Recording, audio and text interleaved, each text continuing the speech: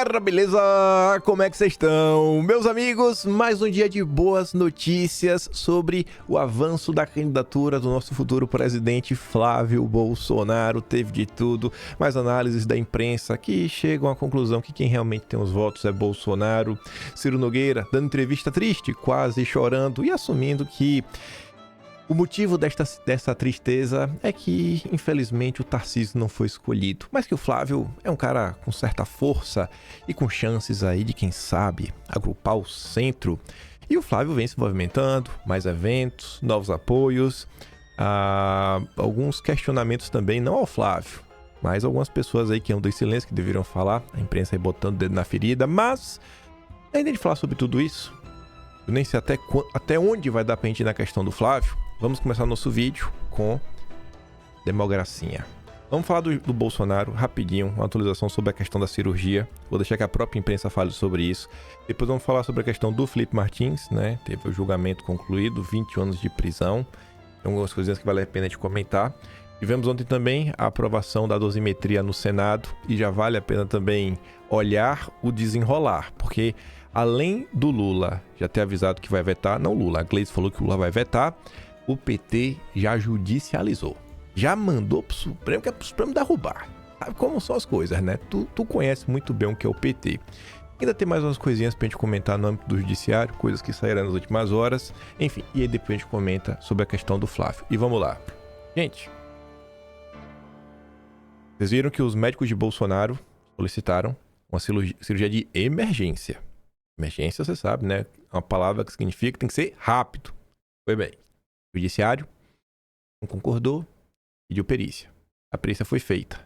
Aí eu aqui, né, no alto da minha ignorância, falei, não, já fiz a perícia, deve estar vendo aí, né, para já fazer a cirurgia. Não. Em que ponto nós ainda estamos? Aqui, ó. Aqui é de hoje, né, meia-noite de hoje, ou seja, já é dia 18.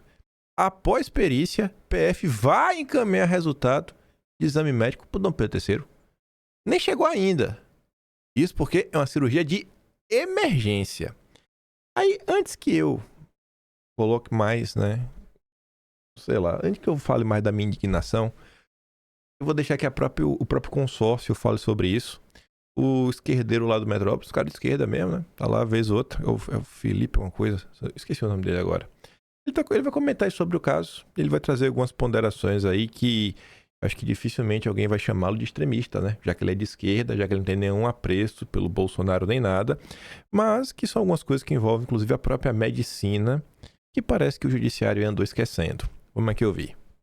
Confesso que eu não consigo entender, né, esse procedimento do Alexandre de Moraes em relação aos pedidos, né, da defesa do Bolsonaro sobre a sua saúde, né? A gente sabe, né, que o médico ele é soberano, né? O médico, quando ele fala que o paciente dele precisa de cirurgia, ter determinados cuidados, ele é a força, né, maior daquela situação e cabe ao juiz acatar, né? Cabe ao juiz acolher, né, a decisão da junta médica que está com o ex-presidente Jair Bolsonaro, né? Então você vê o Jair Bolsonaro desconfiando do médico, né, do Jair Bolsonaro, que não é parte do processo, é bom lembrar, não é parte do processo, desconfiar do médico pedindo para a Polícia Federal fazer exames no Jair Bolsonaro para ver se de fato ele precisa de cirurgia ou não, precisa de cuidados extras ou não. Isso, no meu modo de ver, é um completo absurdo, né? E não tem qualquer justificativa, né? O médico, né, é soberano, né?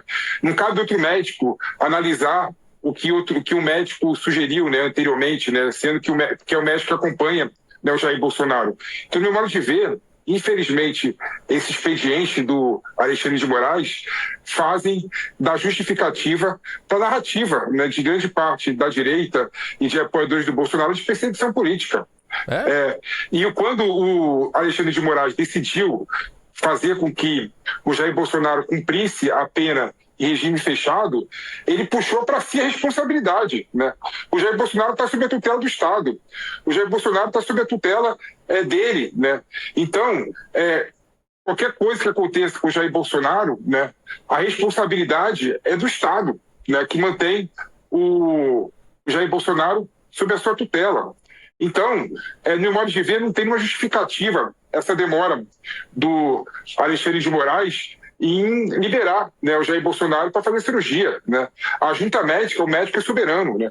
O médico que acompanha o Bolsonaro, que sabe todas as suas questões, sabe todas as suas especificidades, sabe todas as suas condições de saúde, condições sanitárias, condições físicas e psíquicas, né? Ele é soberano em apontar o tratamento. Então, se ele falar que o Bolsonaro precisa de cirurgia, né, então não cabe ao juiz pedir para outro médico fazer análise e verificar se de fato o outro médico tem razão ou não. Não, cabe cumprir o que o médico falou, né? Não cabe, na minha humilde opinião, Neira, não cabe a opinião e esse procedimento do Alexandre de Moraes sobre a autorização para fazer cirurgia urgente, né? Aí, né? Cara de esquerda. A opinião do... O cara, assim, o cara estudou, foi médico, se especializou, fez tudo. Não, mas a opinião não presta não, tem que ser um médico do judiciário, porque pode estar envolvendo aí um mega plano, né, golpista, do que de fuga, o Bolsonaro vai fugir da cadeia, vai fugir da sala de cirurgia. Como é que funciona isso?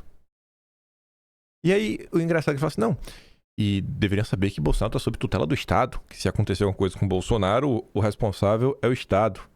Tu acha que a gente está vivendo em uma situação que, caso aconteça algo com Bolsonaro, o Estado liga? Vai fazer o quê? Qual vai ser a responsabilização? Qual vai ser a punição caso o Estado, né, negligencie Bolsonaro? Vai fazer o quê? Vai punir quem? Quem que vai punir? Não vai acontecer nada. Nada. É desumano o que está acontecendo, é tortura. Enquanto isso está lá, Bolsonaro com dores, com problema de soluços. Deixa lá ele ser torturado pelo bem da democracia, né? O importante é que a democracia venceu o golpismo. Tortura, assim, ó, a olhos nus, pra todo mundo que quiser enxergar. Aí a gente passa, né, pra falar da trama golpista. Eu não vou entrar em destaque nem da play no vídeo, no áudio, nem nada, porque vocês já ouviram essa história de tantos ângulos diferentes e tem pessoas que eu não gosto nem de ouvir a voz, como o nosso companheiro aqui, Dom Pedro, né? A celeuma sobre Felipe Martins ter ido ou não aos Estados Unidos. O ministro afirma haver documentos de um lado e de outro. Tem gente que diz que ele foi, tem gente que diz que ele não foi. E rejeita a preliminar da defesa ao dizer que caso não tem relação com o julgamento do golpe. Aí o Enio comenta assim, ó, ministro, qual é a celeuma da viagem? Tu podia dizer? A Polícia Federal disse que Felipe foi para os Estados Unidos e o governo americano disse que ele não foi. Quem será que está certo? O celeuma disso, né, é o juiz não querer admitir que errou. O Gil Diniz até colocou o trecho, né, dessa situação, que ele até fala, né, tem dúvidas, pairam dúvidas sobre o que está acontecendo. Dizia antigamente, até quando tinha dúvida, né, a dúvida devia pesar para ajudar o réu. Mas esqueça isso, né, o Brasil. Aí o Verdivaldo fala assim, todo sistema de justiça moderno reconhece que o pior abuso que pode cometer é prender uma pessoa inocente. Todos viram Moraes fazer isso com Felipe Martins por 6 meses, sem acusações, com base em uma falsidade óbvia sobre uma viagem aos Estados Unidos. Poucos se opuseram por causa da posição política de Martins, o que sinalizou a Moraes que ele poderia prender qualquer pessoa sem ser contestado. Aí o Chiquinho, que é o advogado, né, tava comentando lá embaixo o seguinte, ó. Como Dom Pedro III não tem meios de provar que Felipe Martins esteve na reunião do dia 7 de dezembro, ele usa uma viagem de Uber de 19 de novembro como prova de que ele participou da reunião do dia 7. Não há sequer uma preocupação mínima com a coerência da narrativa. Mas às vezes ele foi dia 19 e ficou dormindo no palácio, né, até dia 7. Aí ele ficou lá escondido. O Gil Diniz se complementa dizendo, né, o Chiquini expõe os absurdos do voto. Tem qualquer prova que Felipe esteve na reunião de 7 de setembro. Moraes tenta sustentar a acusação com a corrida de Uber feita em 19 de novembro. Não há lógica, não há coerência temporal, não há prova. Apenas uma narrativa forçada para justificar uma decisão já tomada. Isso escancara que o processo não busca a verdade dos fatos, mas sim manter uma perseguição política a qualquer custo.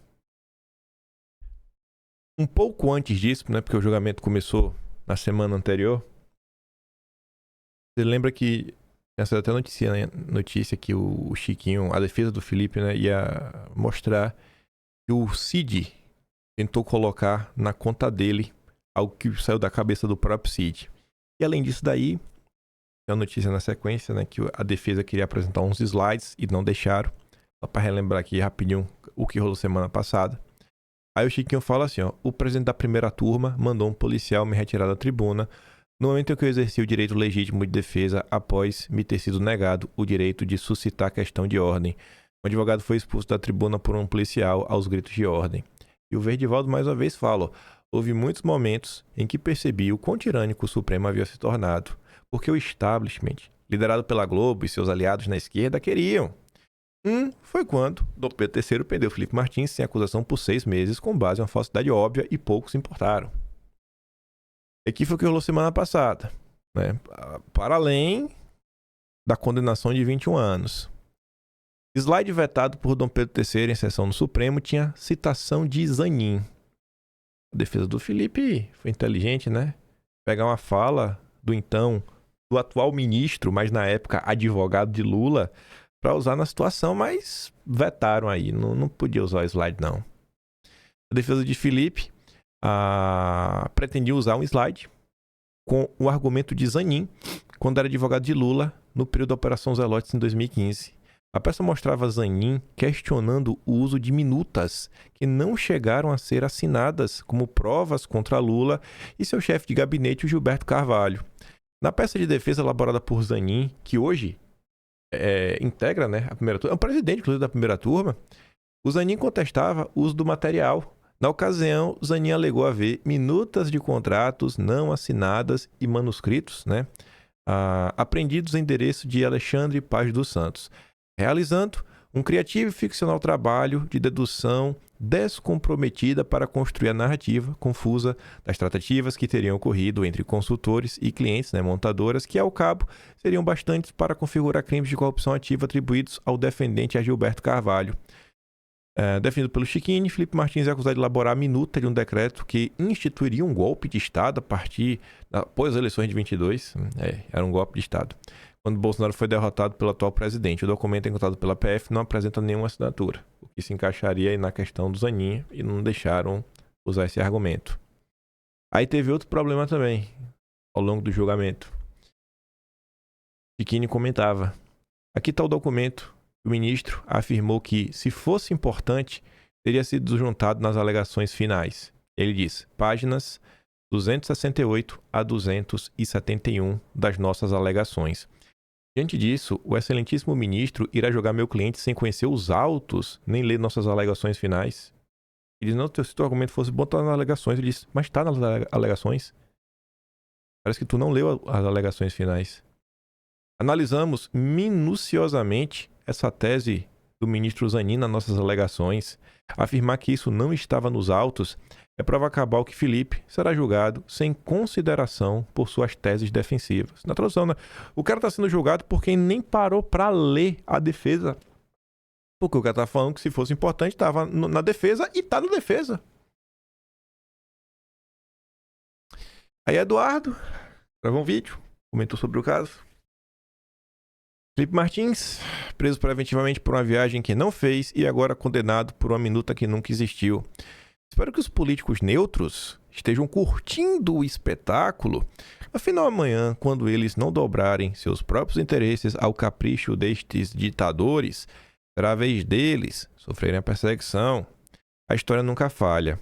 Colaboradores do regime sempre acabam destruídos pelos ditadores e não há autoritarismo que dure para sempre.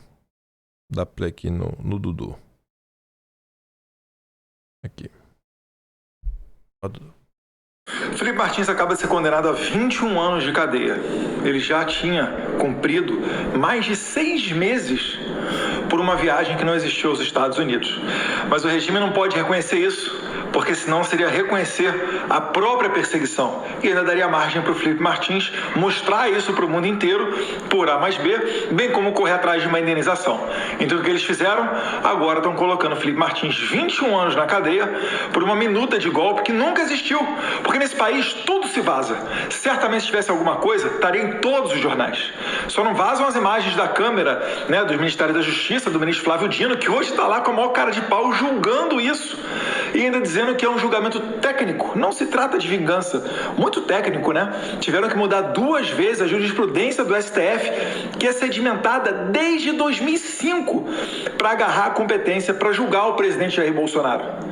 Isso tudo ainda vai ser reescrito e essa injustiça, ela vai ser corrigida. Toda ditadura tem início, meio e fim. Deus quiser, a gente vai estar aqui para ver esses debochados ditadores pagarem pelos crimes deles, bem como os omissos, como já diria Dante Alighieri, né? Os locais mais quentes do inferno estão reservados para aqueles que, em momentos de crise, optaram pela neutralidade. Pois é, né? Moderados, neutros. Paulo Capelli. Espanha nega último recurso do Brasil para extraditar Oswaldo Eustáquio, que poderá permanecer na Europa. Aí o jurista João Paulo Rocha comenta, né? Emblemático isso aqui acontecer no mesmo dia da condenação absurda de um inocente a 21 anos de prisão. A Itália deve seguir o mesmo caminho com talha-ferro. Buscar asilo no exterior contra a perseguição política é totalmente legítimo, né? Enquanto, sei lá, acho que qualquer pessoa bem intencionada estava vendo aí tudo que estava acontecendo e fica no mínimo indignada, né? Uns ficam tomados de raiva, de ódio do que está acontecendo. Você tem pessoas que se juntam aos petistas para celebrar. Veja só. Começando ali no meio, Marcelo Brigadeiro, que disse que vai sair candidato a governador pelo partido do MBL. Felipe Martins acaba de ser condenado a mais de 20 anos de cadeia. Ele sempre foi um covarde, mau caráter. Utilizava a sua função emprestida para coordenar ataques. Coordenava ataques. Devia mostrar, cara, quando foi que houve essa coordenação de ataques. Mostrar uns prints, sabe? Não sei, alguém assim. Você mostrar, prove aí que rolava essa coordenação de ataques. Aí o pilantra do Danilo Gentili, que tem lá o seu programa na SBT, uma TV, né, sem lado. Esse merda criou junto com outros o seu próprio setor de repressão. Queria ele poder estar nos prendendo por 20 anos agora mesmo. Um covarde tem orgulho de um dia ter irritado tanto ele que fiz ele logar na conta errada e ele ficou disparando fakes da própria conta. Foi mesmo. Aí o Jean fala assim, ó, você tá comparando cancelamento, briguinha ideológica, guerra de fakes de Twitter com condena a 20 anos de cadeia por algo que você não fez e não tem como provar que fez? É sério isso mesmo? É o que eu falo pra vocês, eu só tenho um critério na política pra falar, bicho, eu nunca mais converso contigo, ou a gente pode bater um papo. E se você apoia a perseguição? O que Danilo Gentili faz, o que o Brigadeiro faz, o que a turma do MBL faz, não dá. Aí você comenta, né? Qualquer tipo de organização e estrutura bem sucedidas que o MBL venha a ter, valem de nada, né? Diante dessa postura. E ainda tem gente que se encanta com um comediante. Na linha ainda, Renato Batista, outro expoente aí do MBL. Pimba, o feitiço virou contra o feiticeiro, vai cagar no buraco, seu vagabundo. Eles ficam dando a entender que o Felipe Martins basicamente operava a Polícia Federal ou o Ministério Público contra eles. Porque até a ação do Ministério Público contra o MBL não foi o Ministério Público Federal, foi o Ministério Público de São Paulo, o governo Dória. Não faz sentido nada dessas acusações.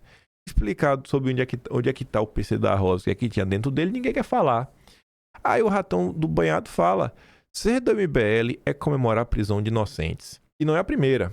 O Kataguiri falou que por ele mantém todo mundo preso, mas não pode ajudar o Bolsonaro de jeito nenhum. Depois, pedir votos para a mãe desses mesmos inocentes presos em nome da melhoria do Brasil. É o clássico. Serrar a perna primeiro para depois vender a muleta. Ou se ainda for bonzinho, vende uma prótese.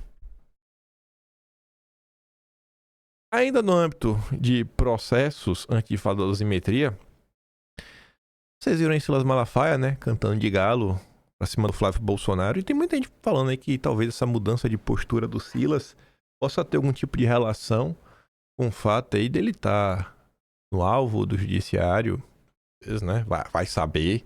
Então tem que ficar contra a família Bolsonaro, teve seu celular apreendido, quem sabe pode ser denunciado por coação. Mas segundo o Estadão, não. Ele não vai ser denunciado por coação. Mas Gonê prepara a denúncia contra o Silas Malafaia. E o Gonê faz isso em tentativa de reconstruir ponte com militares. Mas o que é que tem a ver? Uma denúncia contra o Malafaia para o Supremo e o Judiciário e as Forças Armadas serem amigos? O que é que está acontecendo? Aí você vai ver, né? O Gonê prepara uma nova denúncia ao Supremo. Eu não sei porque é o Supremo. Me perdoe, eu sou meio burro, né? Eu achava que, sei lá, o Malafaia devia ser a primeira instância, mas é o Supremo. O alvo da vez é o Malafaia e vamos ver os possíveis crimes, né? Organizou manifestações em defesa de Bolsonaro.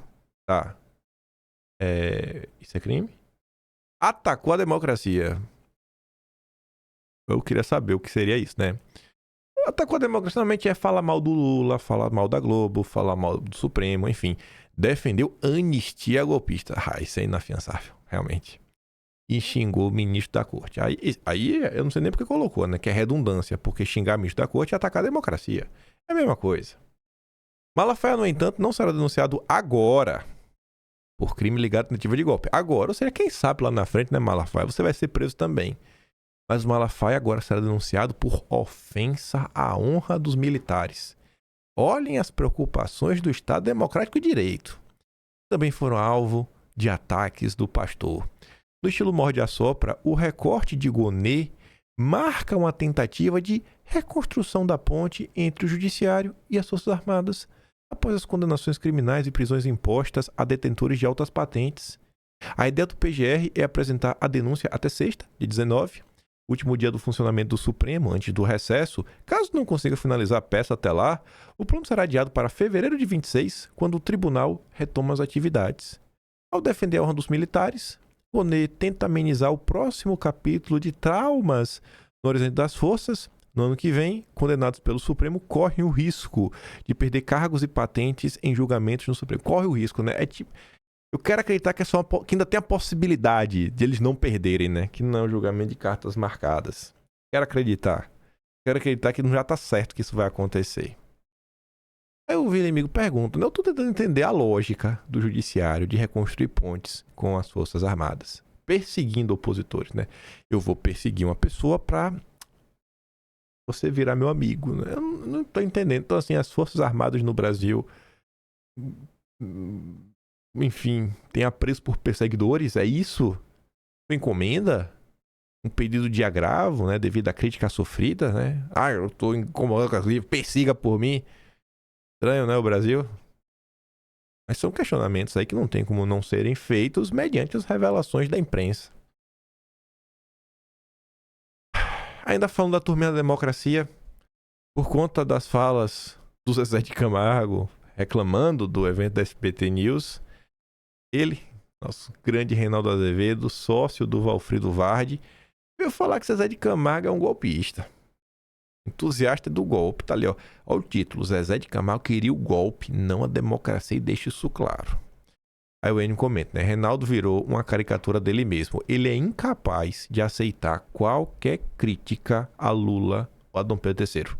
Agora ele chama Zezé de Camargo de golpista. Eu explico. O Zezé pediu que o SBT não colocasse no ar um especial de Natal que ele gravou por causa da presença de Lula na inauguração do SBT News. Reinaldo não aceitou que alguém criticasse o seu ídolo e fez o seguinte vídeo. Zezé de Camargo, entusiasta do golpe, e com a singela descrição. Zezé de Camargo queria o golpe. Nesse vídeo de 4 minutos e 20, ele não mostra qualquer prova da acusação. Ele só diz: o senhor Zezé de Camargo simplesmente não gosta da democracia, ele não aceita a democracia, ele gostava do golpe. Reinaldo tem a tese que estamos vivendo uma eterna tentativa de golpe e que todos que ele não gosta são golpistas e têm que ser presos. É essa democracia que foi salva? Ainda falando da democracia que foi salva. Isso aqui aconteceu nos últimos dias, mas como eu não comentei, eu falei que queria achar um momento para comentar. Vocês devem ter acompanhado, estão acompanhando aí, né, o filme sobre Bolsonaro, Dark Horse. E semana passada, uma equipe de fiscais, né, da área de cinema, de atores e tudo mais, foi lá para ver como é que o filme tava, diante de denúncias. O Paulo de Tarso pergunta: rapaz, tu já viu alguma vez fiscalização de qualquer filme gravado no Brasil sendo divulgado dessa maneira? Ah, já ia me esquecendo. O filme que conta a trajetória política do Bolsonaro, né? O Paulo de Tarso é só uma pessoa comum, mas o Josias Teófilo trabalha com cinema. Eu nunca tinha visto isso na minha vida. E trabalho com cinema há 10 anos. É a luta pela democracia. E o Trielli fala o seguinte: eu já estive em muito site de filmagem. Trabalho há 25 anos com isso e nunca vi nada assim. O Trielli não é artista de cinema nem nada, só que o Trielli é músico. O Trielli já fez muita trilha sonora, não só de comercial, mas para filme também. Nisso daí o Trielli manda bem. Eu reclamo dele como músico, mas ele sabe fazer. Enfim, né? Muito menos sendo divulgado em rede social. Isso é de um ridículo gigantesco. Parece que a galera quer mostrar de todas as formas, para não deixar nenhuma dúvida, quem são os verdadeiros fascistas, censores e perseguidores, e que vivemos em um regime de exceção em todas as áreas da nossa vida.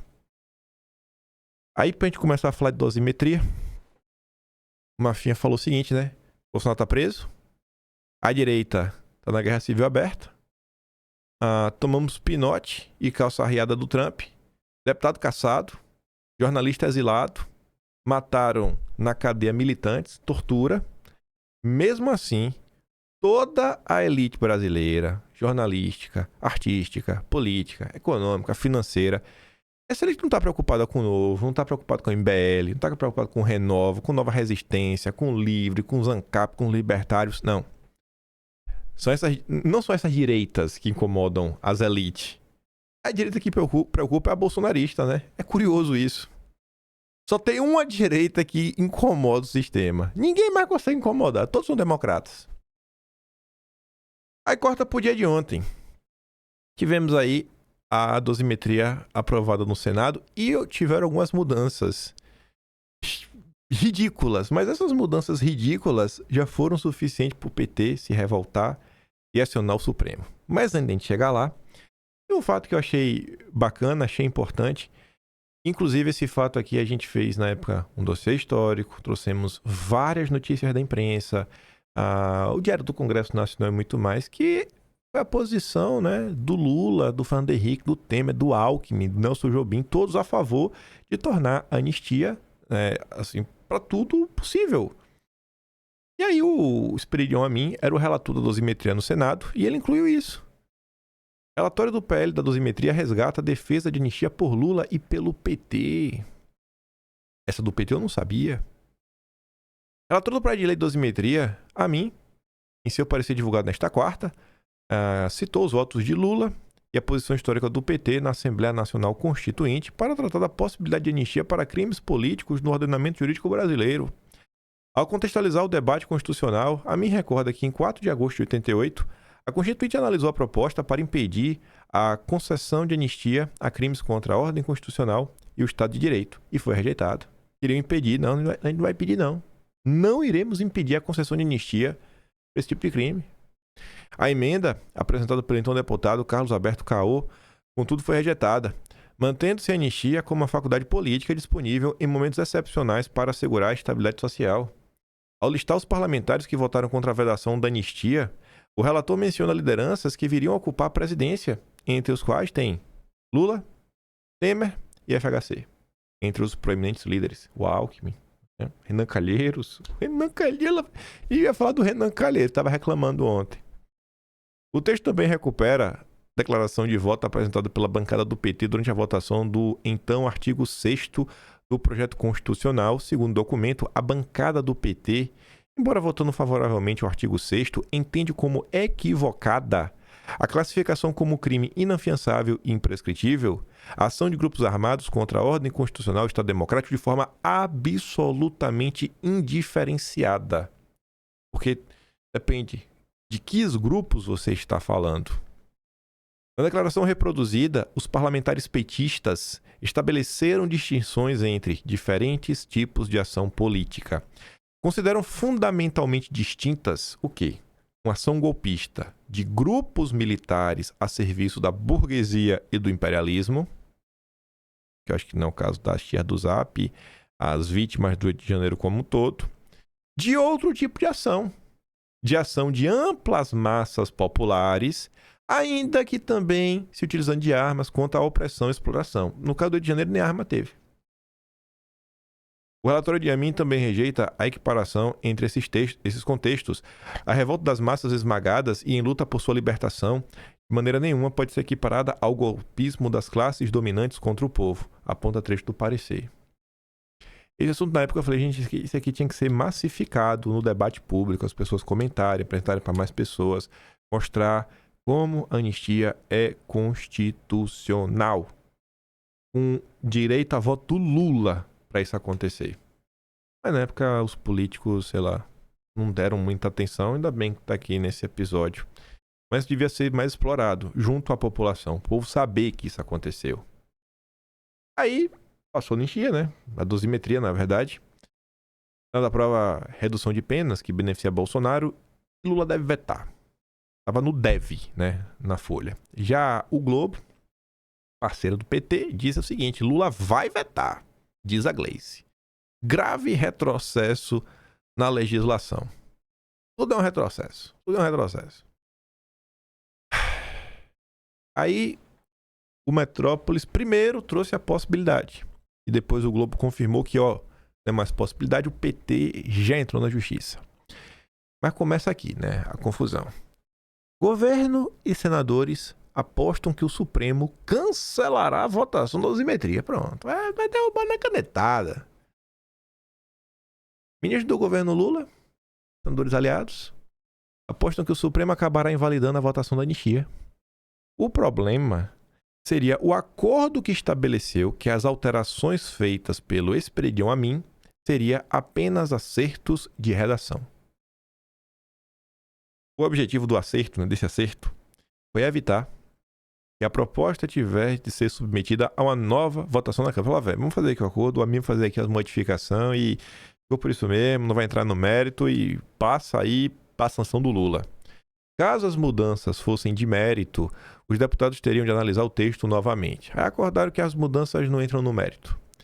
Ministros de Lula já esperam que o Supremo seja acionado. Esperam, né? O PT acionou. Os ministros do PT esperam que o PT acione. E acionou. E determine o cancelamento de toda a votação, forçando o PL voltar para o Senado em 26. Pronto. Auxiliares de Lula da área jurídica também tem avaliação semelhante. O entendimento é que o acordo sobre as alterações no projeto seria inconstitucional e deverá ser contestado no Supremo. A decisão seria mais um capítulo do mal-estar entre o Supremo e o Congresso. O Supremo está muito preocupado com o mal-estar, né, gente? O Supremo não vai dormir hoje com o mal-estar. Pois bem. Aí passou mais um tempinho, meia-noite de hoje, já é dia 18, com veto de Lula e ida ao Supremo contra a redução de pena Bolsonaro. O governo contrapõe o Congresso e pode ter novo embate.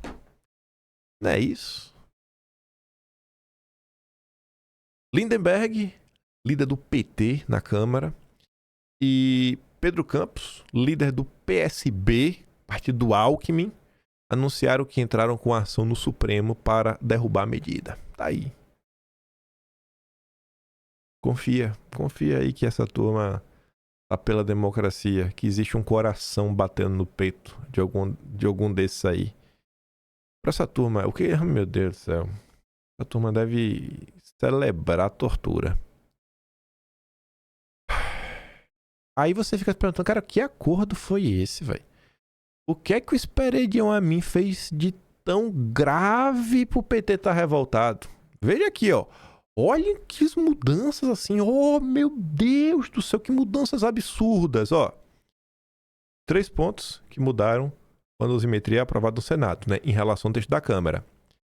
Limitou o texto a 8 de janeiro, ou seja, presos comuns, outros criminosos não serão abarcados por essa situação. Não vejo qual o problema disso. Benefício a Bolsonaro, porque mesmo com essa limitação, o projeto ainda alcançaria Bolsonaro, ou seja, não 3 coisas, né? São 2 coisas, porque continua no mesmo ponto. Né? Assim, é restrita a questão do 8 de janeiro. E aí, com base aí nos cálculos, né? Porque se mudou a questão da dosimetria das penas, Bolsonaro, ele só, gente, vai ficar preso só 3 anos e 3 meses ou 2 anos e 3 meses. Só 2 anos e 3 meses pra assim, imagina. Você inocente, ficar preso só por 2 anos, né? Com 70 anos de idade, sendo torturado, com problemas de saúde, né? E é pouco. O PT queria matar Bolsonaro na cadeia. E tá ali, né? A lei de execuções penais prevê a progressão de regime para réus primários que cometeram crimes sem violência. As pessoas, enfim, né? A partir do cumprimento de 16% da pena. Com atos violentos, aumenta para 25%. É o caso dos crimes nos quais Bolsonaro foi condenado a 26 anos de prisão. O projeto permite o benefício de 16% para o ex-presidente e os condenados pelos atos do 8 de janeiro. Então, assim, as mudanças foram basicamente nenhumas. É o mesmo pacote que está sendo discutido desde o princípio. 2 anos de cadeia para o homem inocente. Talvez o PT queriesse 20, né? Não, o PT queria matar Bolsonaro na cadeia. Aí judicializou. Tem que judicializar. É um absurdo esse país, né, gente? É um absurdo esse país. Eu fico me perguntando, né? 1º de janeiro de 2027. Eu vou estar na posse do lado de quem? Onde é que vai estar Bolsonaro? Aqui não vai soltar Bolsonaro. Eu queria Bolsonaro solto, né? Tá lá na posse com ele. Ai, bicho, é revoltante essa situação do Jair, viu? A gente fica discutindo em 26, mas é importante até pra dar um ânimo, só pra gente não ficar só falando de coisa ruim. Mas é surreal, bicho, o que a galera faz com o Bolsonaro, sabe? É um tratamento da bicho mesmo, sabe? Trata igual, pior que bicho. Bicho, o pessoal vai tratar mal o bicho pra você ver no Brasil, você vai preso. Vai lá mexer nos ovos da tartaruga marinha, o Ibama te pegar. Agora com o Bolsonaro tu faz o que tu bem entender. Ninguém fala nada. Ai, mas vamos lá. Vamos falar de coisas mais agradáveis. Vamos falar sobre 2026. Deixa eu ver aqui. Nada importante, não. Deixa eu ver, tô soltando a mensagem aqui. Isso é importante? Peraí. Deixa eu ver se aqui é importante. Não. Não é importante, não. Vou falar depois. Mas enfim. Carlos Andreasa, bastião dos radicais de centro, fez sua análise ontem no Estadão pra falar o óbvio, né? Que quem tem votos é Bolsonaro. Aí vale a pena botar só pela pirraça, né? Aí a Tsuki coloca ali um aspas dele. A reafirmação da liderança de Bolsonaro está posta. É uma reafirmação da força de Bolsonaro por meio do cavalo Flávio Bolsonaro. Eu indico e o cara cresce. Eu indico e o cara cai. O cara vai. Depois desse tapa na cara, talvez entendam que nunca foi sobre a indicação, mas o elo entre Bolsonaro e seus eleitores. A brincadeira, voto até no cachorro caramelo, sempre foi menos piada e mais aviso. Vamos lá. Vai lá, Andreasa. Lacre. Jair Bolsonaro indicou um candidato. Havia uma grande expectativa, monumental expectativa, sobre essa indicação. E aí, é preciso registrar que Jair Bolsonaro nunca deixou de ser o grande eleitor. Aquele que apoiasse, quem quer que fosse, teria um crescimento. Sem querer desmerecer o crescimento de Flávio Bolsonaro, fosse Zema o indicado, Ronaldo Caiado o indicado por Bolsonaro, este é o meu candidato, ato contínuo, um crescimento viria. A gente sempre falou isso, né? Não importa quem é, bicho. É o candidato do Bolsonaro. As eleições de 26 serão o candidato de Lula, que deve ser ele mesmo, contra o candidato de Bolsonaro. É o Brasil. Mas o pessoal quer porque quer a todo custo que seja o candidato do Centrão. Aí o Eduardo Bolsonaro até falou o seguinte, olha que coisa, né? Se o meu pai indica o Flávio carrega a rejeição. Mas se meu pai indicar o Tarcísio não carrega a rejeição, não, porque são pessoas diferentes. Ah, vai tomar banho. Então, a qualidade do crescimento, a intensidade do crescimento. Estávamos todos esperando aquele que seria o candidato de Jair Bolsonaro, e uma vez havendo o candidato, Flávio Bolsonaro, todo mundo esperando para a orientação das suas posições, no que eu chamo de mercado eleitoral, todo mundo esperando a primeira pesquisa. Flávio indicado, gera uma pressão sobre ele, precisa se reposicionar na tabela. Esperemos a primeira pesquisa. Veio. A indicação de Flávio Bolsonaro por Jair Bolsonaro à presidência é forçar uma reorganização, melhor, forçar posicionamentos dos outros agentes políticos à direita, diante do fato de que se esperava, cobrava Bolsonaro por uma indicação e ele a fez. os outros vão precisar se posicionar diante desse feito. É uma manifestação de liderança de Jair Bolsonaro, de reafirmação da sua liderança, comunicando para os do Centrão, para o Ciro Nogueira, para o Marcos Pereira, para o Antônio Rueda, mesmo para o Valdemar Costa Neto, comunicando: não tomarão decisão sem a minha palavra. Tudo tem de passar por nós. Esse foi o primeiro recado. O que a gente pode dizer é que, nesse momento, tem um movimento de crescimento de Flávio, e aí eu estou falando aqui do mercado da direita. Flávio cresce, Tarcísio cai. Tarcísio, independentemente de Flávio, Tarcísio já perdia, como se diz, tração competitiva contra Lula. Então, a quadra de Tarcísio é ruim. E a de Flávio é, no campo da direita, boa. Ele é indicado do pai, havia expectativa de que o pai indicasse alguém. Indicado Flávio, havia uma expectativa de que ele não crescesse. E ele cresceu. E ele tem, no cenário em que, com Lula disparado na frente, em que ele é testado, repito, com o Tarcísio, ele tem 23% e Tarcísio 10%. O Sandro Tonini Silva pergunta: qual é o motivo desse crescimento? Você sabe, né, Sandro? A indicação de Jair Bolsonaro. Jair Bolsonaro como grande eleitor. Indicasse o filho Jair Renan, e Jair Renan cresceria. Isso. A reafirmação da liderança de Jair Bolsonaro está posta aí. Isso. E essa reafirmação sendo, repito aqui, uma razão para se levar em conta a hipótese de possibilidade crescente de Flávio ir até o final, de Flávio disputar a eleição em 2026. Alguém que marca 23% depois de indicado pelo pai, que cresce, que se descola dos demais candidatos à direita. É um cavalo no páreo.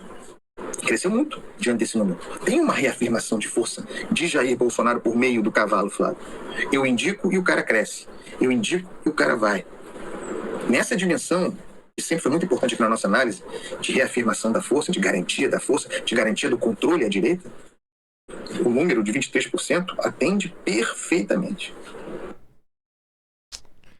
Ah, meu Deus. Eu vi isso daqui, gente, só pra mostrar assim, ó. Não somos loucos, tá? Sabe? Finalmente, né, cai a ficha. E aí você vê como na maior parte do tempo a gente só lida com o torcedor. Aqui vai na mesma linha. Esse aqui é bem mais curto, é só um minutinho só.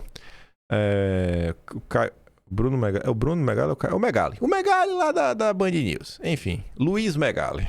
Nem Caio nem Bruno, é o Luiz. Escute só. Ele se mostra um candidato realmente competitivo. A pesquisa é muito ruim para Tarcísio. A grande esperança dos tarcisistas era que a pesquisa mostrasse que a candidatura de Flávio não é viável, ela é viável, né? E que Tarcísio seria mais competitivo e talvez o único capaz de derrotar Lula no ano que vem. Bom, a serem reais esses números, o retrato de momento não é esse. Quando são colocados os dois ali no mesmo cenário, Flávio tem mais votos do que Tarcísio, o que deixa claro que os votos da direita no ano que vem, neste momento, são de Jair Bolsonaro, né? Nenhum dos candidatos ainda conseguiu se desgarrar, conseguiu criar uma imagem própria que sobreviva à sombra de Bolsonaro, né? E nesse cenário, o filho, que teve bastante mídia espontânea, né, esteve muito no noticiário nas últimas semanas, apareceu com um crescimento expressivo. Para Lula, a situação continua a mesma, boa, confortável, mas nenhuma garantia de que isso vai se manter nos próximos meses, né? Essa situação pode mudar rapidamente, uma diferença de 10 pontos em questão de 2 meses, 3 meses, pode não existir mais. Mas esse é o retrato de momento, uma boa pesquisa para Flávio Bolsonaro, né? A direita será obrigada a levar a sério a intenção de Flávio, e Tarcísio fica numa posição um pouquinho mais desconfortável, talvez mais próximo do governo de São Paulo da reeleição.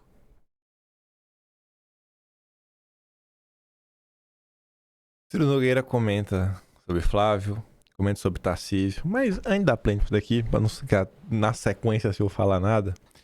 A gente falar aqui pra vocês, sabe, de coração bem aberto, sem nenhum tipo de birra nem nada. Ninguém vai contar isso porque não tem também pra que contar nem nada. Mas isso que tá acontecendo, velho, eu fico assim de cara, sabe? Todo mundo sabe, gente, que Tarcísio quer ser candidato. Todo mundo sabe. Quando o Flávio reafirma, é porque o Flávio não quer gerar problema, porque a gente realmente acaba precisando de Tarcísio. Como ele vai vir pra reeleição, pô, a gente precisa do apoio, precisa de um cara realmente assim, se jogar de cabeça. A gente não tá na posição de dispensar apoio nenhum, sabe? Nenhum. Mas eu fico de cara, velho. Assim, é com a disfarçatez da galera fingindo não que Tarcísio não quer, que Tarcísio não quer, que Tarcísio não quer. Se você soubesse aí da missa à metade, é porque tem coisa assim que é afirmação, que se você faz, eu fico até me questionando se poderia gerar até alguma brecha aí pra até, sei lá, tipo de processo, porque são afirmações muito fortes aí, dessas movimentações.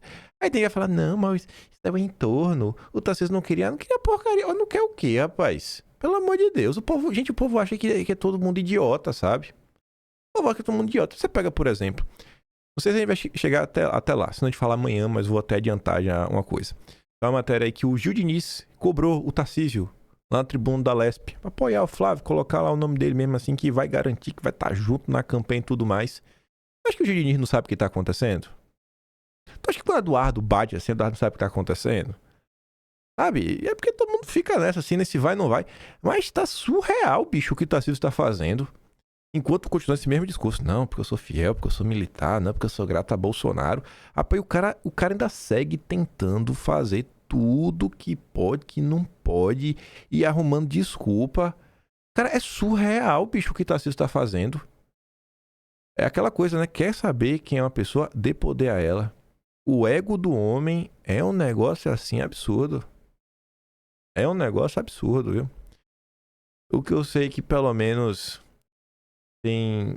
Eu recebi... Tanta gente veio falar comigo ultimamente. Nossa, teve gente que já foi político, não é mais, de direita mesmo. Direita mesmo. Segue apanhando até Bolsonaro fora da política. A pessoa decidiu... Não lembro se a pessoa não conseguiu se reeleger ou não quis mais. Bem de direita mesmo, nunca teve nenhum problema. Falou assim, meu Deus do céu, finalmente o pessoal tá vendo o que tá acontecendo. E esse período tá sendo bom. Eles não vão falar nada nunca e não acho também que tem que falar não. Mas esse período tá sendo muito bom. Os três irmãos, o Eduardo, por Carlos e por Flávio, olharem pro que tá acontecendo e cair a ficha, né? Eles não são bobos. O Flávio não é bobinho, não. O Flávio pode pagar de louco, né? Malandrão, Rio de Janeiro, carioca. Ele sabe muito bem o que tá rolando. Mas ele sabe muito bem o que tá acontecendo. Vai pagar de bobo aí.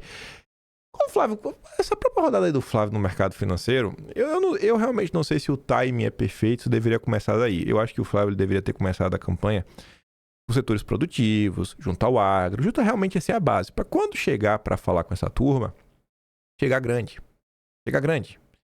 Mas muito do que está acontecendo aí, essa rodada com o próprio mercado financeiro, é para esvaziar o Tarcísio. Eles estão tentando esvaziar o Tarcísio. E segue aí, essa rodada toda é para esvaziar o Tarcísio. Não é só a campanha do Flávio, não é para esvaziar o Tarcísio também. Eu poderia aprovar? Poderia, mas de métodos que não é bacana, né? Não são questões públicas. Mas eu fico de cara, bicho, com o que fica acontecendo, sabe? Ser governador do estado mais importante do país não é suficiente. Sabe? É o ego, não pode esperar, sabe? Não, papai, tu era um ninguém. Tu já virou governador de São Paulo, bicho. Fica feliz, cara. Feliz, bicho, sabe? Se contente com isso, vai pra reeleição, segue. Você conversa com a galera, tá clima de velório no Palácio dos Bandeirantes. Vamos falar que não tá clima de velório. E o cara ainda tentando reverter de um lado, reverter do outro pra ver se vai. Não é pirraça, não. Não é pirraça mesmo. Mas vamos lá. Pelo tom do Ciro Nogueira, pode ter certeza é o tom do Palácio dos Bandeirantes. Eu vi uma chamada na CNN que dizia: Flávio é um Bolsonaro que se vacinou. Precisei ver pra crer. E realmente tá aí. E o melhor é a pergunta que a jornalista faz. Fala assim, pô, mas você não tá parecendo muito animado, Ciro Nogueira? Ela fala assim, você não tá parecendo muito animado. Ele fala, é porque eu queria o Tarcísio não foi. Impagável isso daqui. A candidatura do governador Tarcísio hoje é carta fora do baralho para a presidência? Vocês que venham trabalhando tanto pelo nome dele? Não, eu acho que o governador Tarcísio ainda hoje é o candidato mais forte. Eu acho beira ele ser imbatível numa candidatura. Mas eu não acredito na candidatura dele, ele disputando contra alguém da família Bolsonaro. Então isso se inviabiliza. Então o Tarcísio, para ser candidato, teria que ser um candidato único de todos os partidos de centro e de direita. E sim, eles seriam viáveis. Mas eu acho que é mais do que legítimo a candidatura do Flávio. Eu tenho conversado muito com ele. Eu acho acho que depende muito dele o desenrolar da campanha, se ele vai ser um candidato mais ao centro, que eu acho que a decisão eleitoral vai com esse candidato que consiga atrair mais o centro, já que ele tem a direita e a extrema-direita. Mas ele é um candidato completamente competitivo, é um candidato que já está no segundo turno, com certeza. O senhor me pareceu muito empolgado. Por quê? O senhor não está empolgado com essa candidatura, senador? Porque nós tínhamos certeza da candidatura do governador Tarcísio, que era uma candidatura que consolidava todo o arco de aliança de centro e de direita, era mais fácil. A federação só vai apoiar um candidato que tenha viabilidade para ganhar a eleição. Isso é que eu vou defender. Diminuir a rejeição passa por qual caminho? É ser um Flávio mais moderado do que foi o pai dele no passado? O Flávio é um Bolsonaro que se vacinou, só aí já é um fator muito importante. Ele é muito mais ao centro do que o pai, né? O Flávio é uma pessoa muito ponderada, uma pessoa que é do consenso, uma pessoa que é muito respeitada aqui no Senado Federal. Então, em matéria de moderação da família Bolsonaro, ele com certeza é o mais moderado. Aí, né? Então o Ciro Nogueira não tá muito empolgado, né? Vai fazer o quê? O choro é livre. Ao mercado, Ciro Nogueira enterra a candidatura de Tarcísio ao Planalto. Isso aí foi num evento, na Terra Investimentos, se eu não tô enganado. Aí no meio da conversa, né, ele previu que Flávio vai chegar competitivo, mas que o Lula vai acabar levando. É disso que diz, né? Rapaz, velho, porque ao invés de tu cravar que o Flávio vai perder, por que tu não trabalha, sabe? O Flávio vencer? Trabalha junto com essa turma, cria o clima, tudo mais. Não, fala, não, isso aqui deixa. Macaco sabe o pau que sobe. Só trabalho, Ciro Nogueira, por ele. Pegando o gancho na questão da rejeição, né, que diz que esse é o grande ponto, que ele não venceria. O Churrasqueiro relembrou aqui uma matéria de 2018. Alckmin encara o dilema. Você não gosta de mim, mas o mercado gosta. Investidores traçam um cenário perfeito, com Tucano no Planalto, mas ele não responde nas pesquisas. Parece bem, né, o cenário do Tarcísio. O Churrasqueiro diz, ó, sempre que alguém fala em inviabilidade eleitoral de Flávio, eu sinto déjà vu. Em 2018, todos os analistas políticos diziam exatamente a mesma coisa sobre Bolsonaro e apostavam suas fichas em Alckmin, o suposto moderado. O resultado todo mundo sabe, né? E agora eles querem retomar em 26 o Teatro das Tesouras, que foi quebrado lá atrás. O Vilimigo também comenta, também falando em 2018, essa era uma pesquisa eleitoral em dezembro de 2017, do Datafolha e Paraná Pesquisas. Nela, Bolsonaro estava em segundo lugar, girando entre 18% e 22%. Os demais chegavam no máximo a 10%. Alckmin e Marina eram os preferidos do centro para alianças. E, por fim, quem foi que decolou? E quem derreteu nas eleições de 2018? Imagina como é que vai ser, né? Agora 26. Aí ontem, o Flávio teve mais um evento. Mais pessoas no mercado. Teve também com o Marçal. Não sei se vai dar para chegar na parte do Marçal. Flávio encontra empresários em São Paulo e diz ser Bolsonaro moderado. Mais uma conversa para mostrar que a cada dia que passa é uma candidatura mais forte, mais viável, que será vitoriosa. Ao acalmar todos aqui com relação a essa torcida de parte de alguns que querem causar animosidade entre Bolsonaro, Tarcísio e outros partidos como União Brasil, progressistas, PSD e republicanos. Vê que o Flávio está se esforçando, ele está no papel dele. Ele é o policial bom. Aí tem os policial mal, né? Sempre pediram um Bolsonaro mais moderado, eu sempre fui assim, eu sou esse Bolsonaro mais moderado, equilibrado, centrado. Eu espero que isso reflita inclusive na confiança da população que nós vamos apresentar o melhor projeto para o Brasil.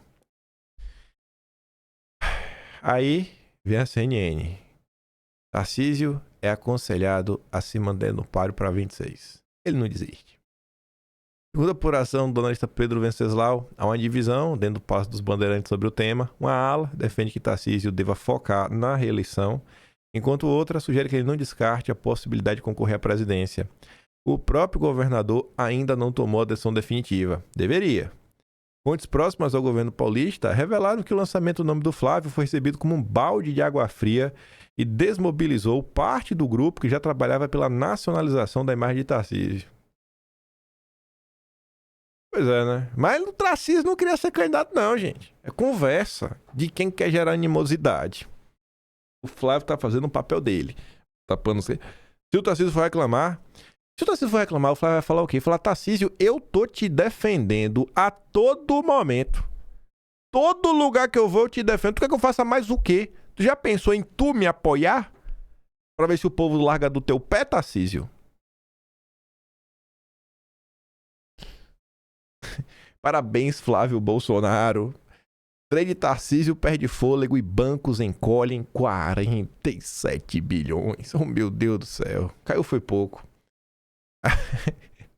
Eu compartilhei isso daqui ontem e cobrei o Breia. Falei, Breia, chupa. Aí ele falou, Gleice de bigode.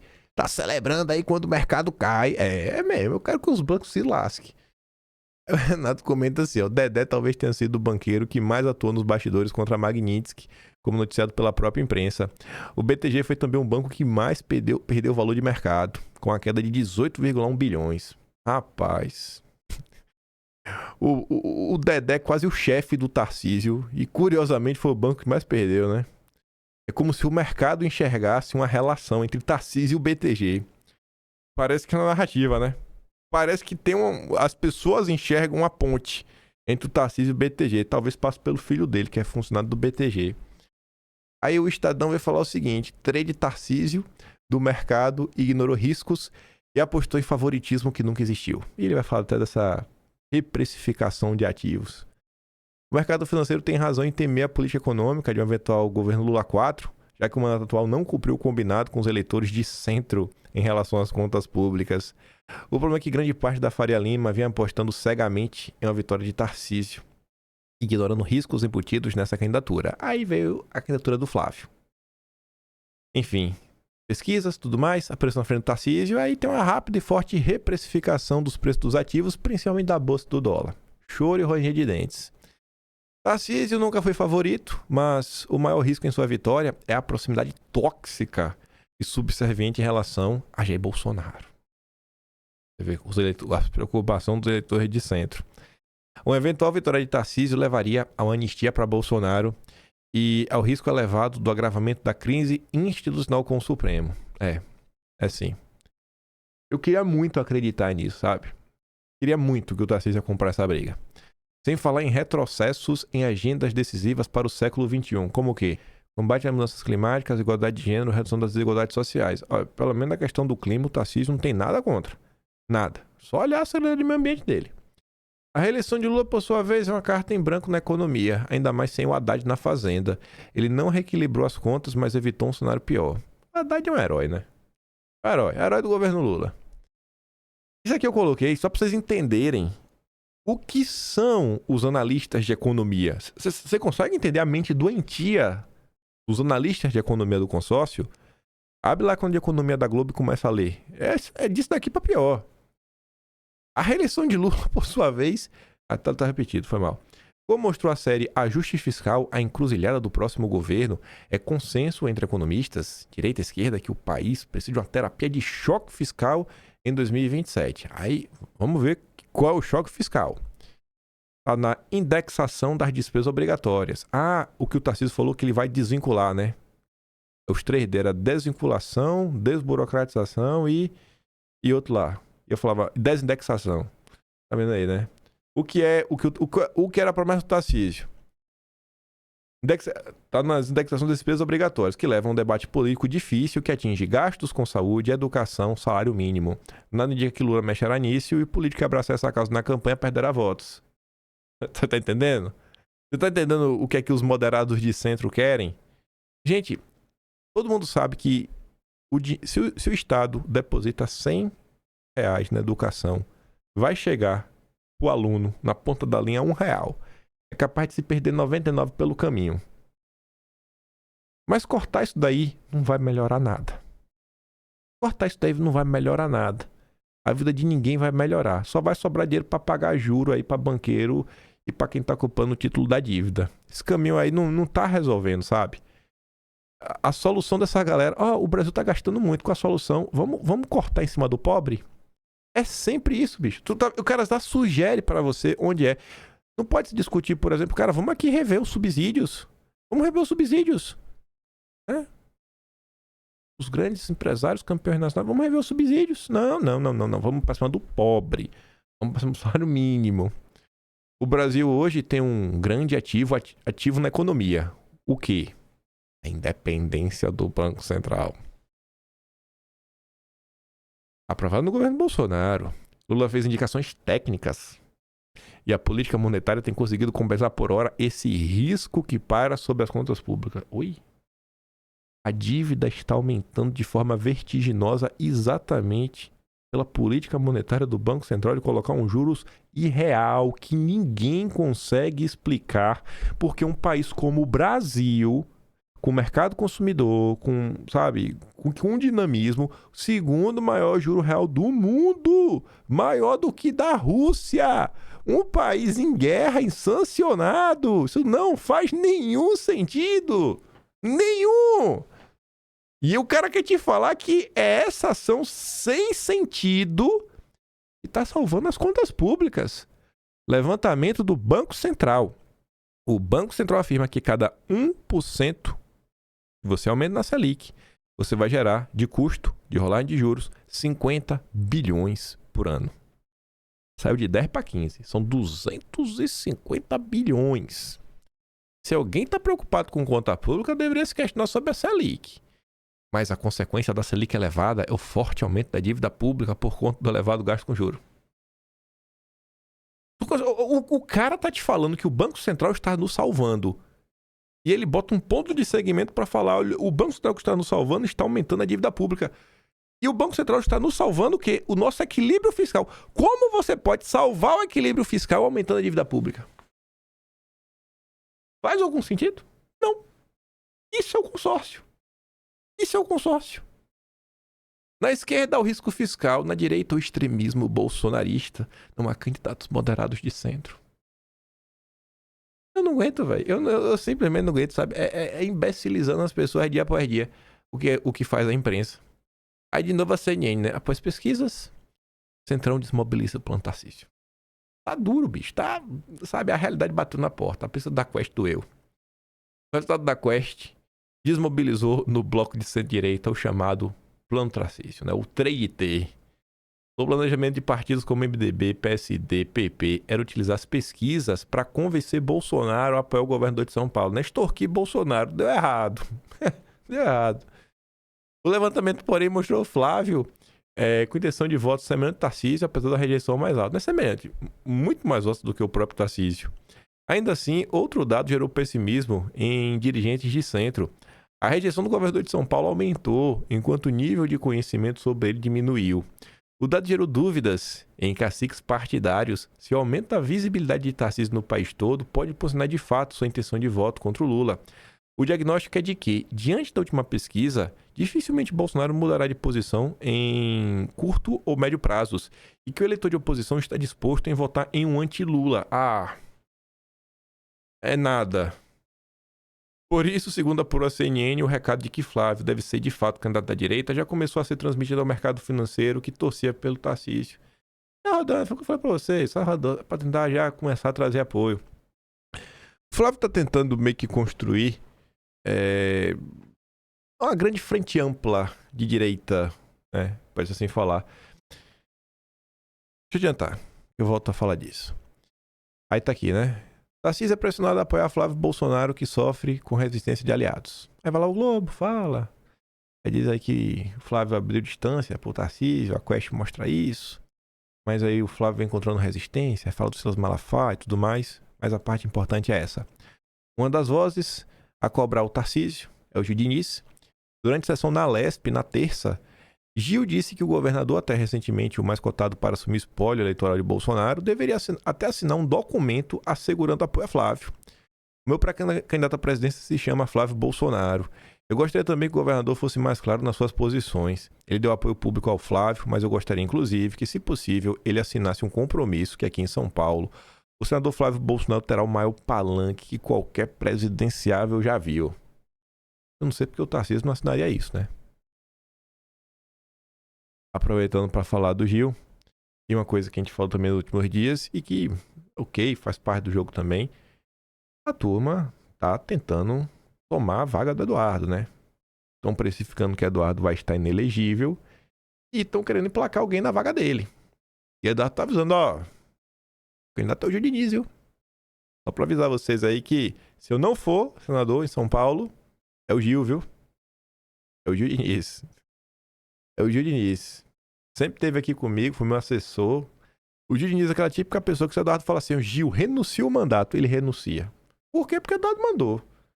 Aí, e você que é político assim, pra mim isso deve ter grupo. É entender que existe uma hierarquia e que, cara, se teve um comando de cima assim, alguma razão deve ter. Normalmente tem, né? Você pergunta, você vê se realmente faz sentido. Dificilmente a ordem assim vem, né? Tô só dando aqui um exemplo bem extremado. Mas enfim. Aí voltando, só pra fechar essa questão da frente ampla, falar aqui rapidinho duas coisas. Ontem, depois dessa reunião com o pessoal do mercado, lá eu fui em Alphaville, foi pra um evento, tava lá o Marçal com seus mentorados. E aí, a cara de pau do Marçal é sem igual. Ele declarou apoio, né?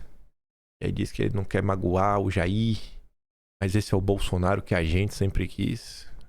A gente quem, né? Calma. Eu acho que Bolsonaro ainda é único, como disse a Atsuki. É a coisa mais difícil do mundo a pessoa ter coragem, posicionar e virar o número 1 do Lula, né? E como diz mundial, nós vamos pra guerra juntos. Enfim, Marcelo declarou apoio, deve usar suas redes sociais para ajudar o Flávio e tudo mais, até virou notícia da imprensa. Pablo Marcelo declarou apoio à pré-candidatura de Flávio à presidência. Eu sou bom de time, né? Não é pra não, porque eu vi de ontem, eu falando do vice, eu pontuava as coisas. Eu falei, gente, eu entendo muito bem algumas limitações. Sei que é impossível um governo de direita como um todo. Assim também como eu acho que é impossível você não buscar por esse tipo de apoio na campanha eleitoral. Enfim, e aí? Cara, eu sou bem realista. Tem que vencer a eleição mesmo. E se quiser apoiar o Bolsonaro, por que não, né? Tapando meu candidato. Meu problema é tu querer se lançar candidato. Enfim, tem essa movimentação, um monte de gente ao redor, foi o que eu estava até comentando ontem. Não tenho expectativas do Flávio ser um paladino com a nova cruzada da Guerra Santa da Santa Igreja. Não vai ser assim o governo Flávio Bolsonaro. Tem um bem pés no chão disso daí. O que eu espero é que a ala mais ideológica ganhe força, ganhe tração, tenha espaço, e isso eu acho que vai ter. E a gente partir para o abraço. E espero que, enfim, né? O Flávio, em algum momento, ele só tem que se preocupar nesse momento, nessa andada, né, dessa mega frente ampla direita, em equilibrar. Não ir nem muito para um lado, nem muito para o outro, né? Tentar o tempo todo fazer o que ele vem fazendo, né? Tentar compactuar os diferentes interesses. Nunca desprezar a base ideológica, sem também nunca desprezar o centro, e sempre falar que ele está aqui para agregar todo mundo. Sabe? Pra agradar um, você não precisa dar uma banana pro outro. Fazer o que ele tá fazendo. Sou amigo de todo mundo, gosto de todo mundo. Ele se equilibrando assim até o final. Capaz de levar no primeiro turno. Vou mandar todos esses que eu dei play lá no Telegram. Tinha mais umas coisinhas pra gente comentar. A gente comenta depois. Vote em mim, não é best. Não esqueça. Você só precisa votar uma vez só. Se não votou, se já votou, ótimo. Se não, primeiro link da descrição. E... como eu sempre digo também, se quiser me apoiar um pouco mais, pode ser um membro do canal, tem um botão de valeu, tem um Patreon na descrição e tem um Atlas brasileiro, kimpai.com.br. Vejo vocês amanhã e fiquem com aquele grande beijo, abraço, tamo juntos. Valeu, meus amigos. Fui!